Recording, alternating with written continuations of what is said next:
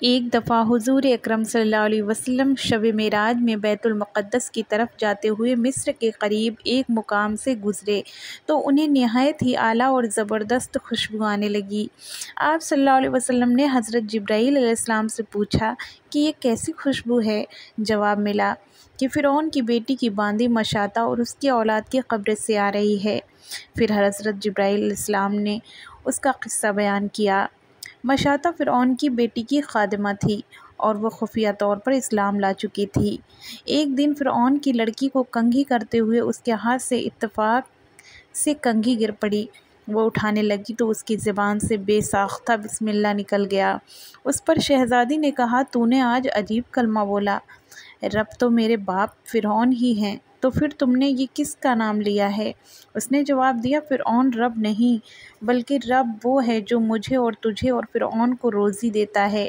شہزادی نے کہا، اچھا تو تم میرے باپ کی سوا کسی اور کو اپنا رب مانتی ہے؟ اس نے جواب دیا، ہاں ہاں، میرا، تیرا اور تیرے باپ کا سب کا رب اللہ ہی ہے۔ شہزادی نے اپنے باپ سے کہلوایا۔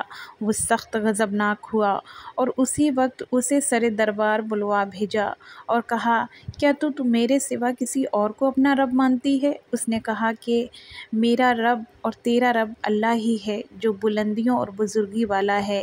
فرعون نے اسی وقت حکم دیا کہ تانبے کی جو گائے بنی ہوئی ہے اس کو خوب تپایا جائے اور جب بالکل آگ جیسی ہو جائے تو اس کے بچوں کو ایک ایک کر کے اس میں ڈال دیا جائے، آخر میں خود اسے بھی اسی میں ڈال دیا جائے۔ چنانچہ گرم کی گئی۔ جب آگ جیسی ہو گئی تو حکم دیا کہ اس کے بچے کو ایک ایک کر کے اس میں ڈالنا شروع کرو۔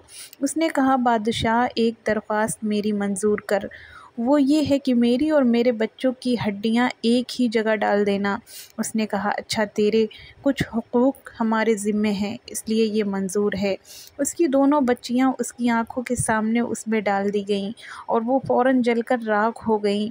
پھر سب سے چھوٹے کی باری آئی جو ماں کی چھاتی سے لگا ہوا دودھ پی رہا تھا۔ فرعون کے سپاہیوں نے اسے گھسیٹا تو اس نیک بندی کی آنکھوں تلے اندھیرا چھا گیا۔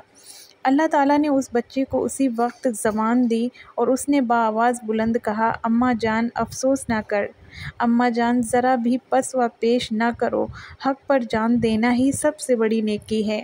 چنانچہ انہیں صبر آ گیا، اس بچے کو بھی آگ میں ڈال دیا گیا اور آخر میں ان کی ماں کو بھی اسی آگ میں جلا کر مار دیا گیا۔ یہ خوشبو کی مہکیں اسی کی جنتی محل سے آ رہی ہیں۔